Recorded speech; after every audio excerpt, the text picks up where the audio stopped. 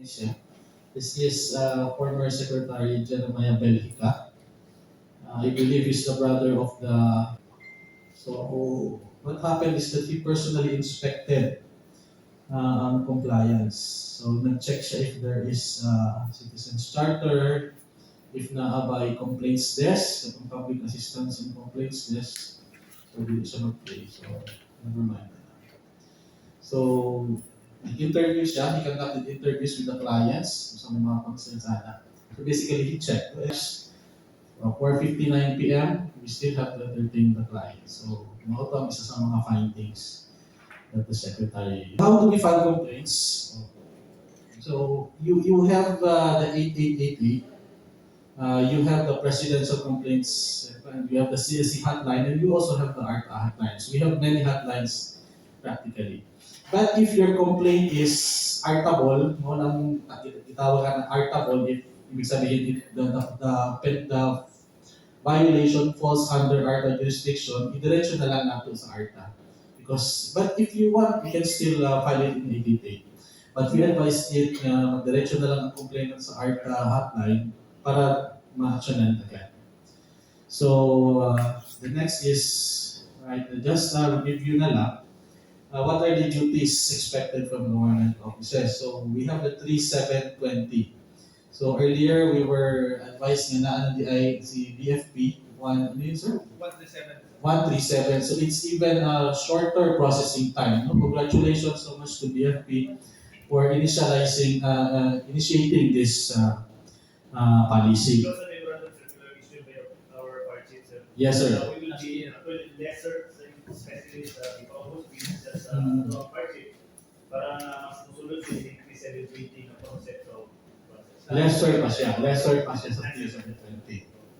Okay, so another is the denial of any application or request shall be fully explained to the applicant in writing. So, dili lang pwede mag-text, dili lang pwede mag-call. It has to be official. And then for documents, signatories shall be limited to a maximum of 3 or directly supervising the agency. So, na-question na nag-raise last time with our friends from the BIR, Bureau of Customs. What if ang office nag-require initials, no? Like before mag-sign na natong mga chips, we require initials. So we raised that concern with our legal, and they clarified that it is a violation of the use of will business law. When you say three signatories can be good. So that's the wisdom behind that. Government agencies shall adopt appropriate working schedules to serve and accommodate applicants within the premises during working hours. Employees transacting with the public must always wear identification. All agencies must have a public assistance desk, and the public assistance desk must have a personnel assigned. If, like atong ganina, the former Secretary visited Bureau of Customs, walay tao ang ilang public assistance desk. So that are ARTA-able. So ibig sabihin, under ARTA jurisdiction siya.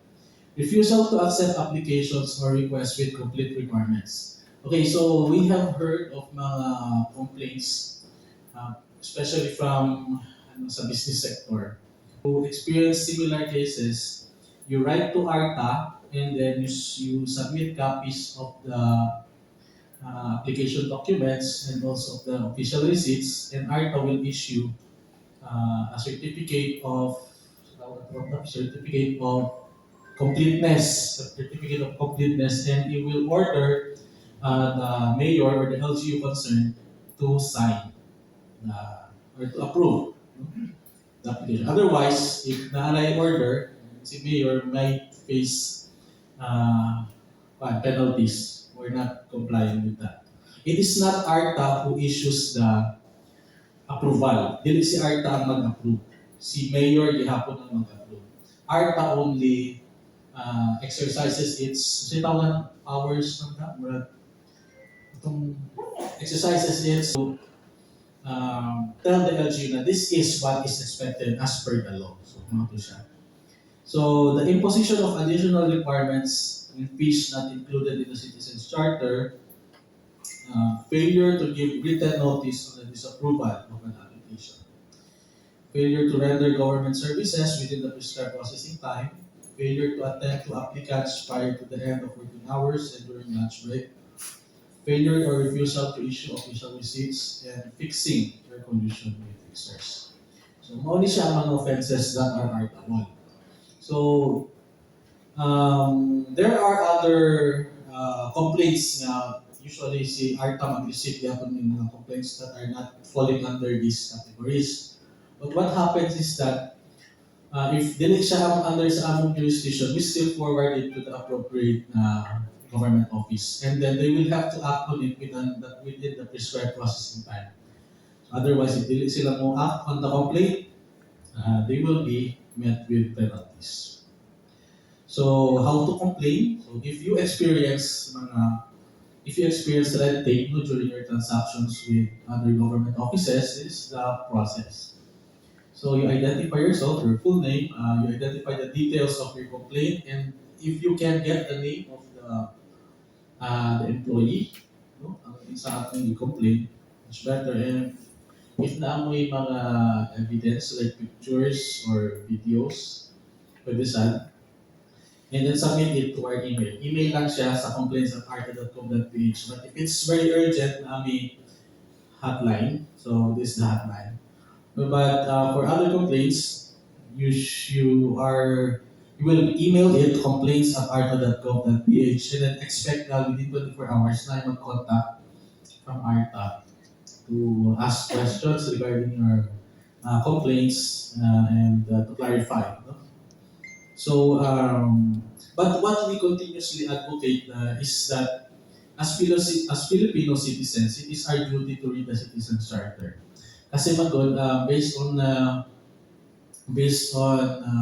our data, most of the complaints could have been avoided if kabalo lang sila sa process, if kabalo si client sa process. Magod nag-complaint na lang kay Dugay daw, but actually it's the prescribed processing time yun. So we should encourage even sa BF people if we can request the BFP management to really emphasize dito sa fire station level to really tell their clients na mauni ang atong Citizens Charter, di ba? Atong Citizens Charter it's posted in our wall. So ipa-klaro sa ila, ipabasa sa ilaha because it is their duty as citizens to know kung unsa ba yung mga requirements. Usually there are complaints only to malign. No? Na mga complainants, ganahan lang din na mag-complain. Sige, complain sa Facebook, mag-complain. So, ARTA treats the complaints. No? We receive all complaints. Even if you do not want to tell your name, if you want to withhold your identity sa mga complaints, ARTA will still accept that. But it will be still subject to investigation. So, ano yung ARTA hotlines? And then last, in summary, bawal ang red tape, mahabang pila. So, ISOR, ayun ang mahabang pila. So, cut-off system, no known break, bawal ang fixers, and bawal ang proseso or requirements na wala sa Citizens Charter. So, as our Secretary always says, we acknowledge that there is much room for improvement in our bureaucracy. We are confident that we are already making progress. With everyone's help, we'll be able to finish more tasks and reach more goals set by the Marcos administration to streamline and digitize government services. Okay, so thank you very much. That ends our presentation. And thank you very much for giving your time.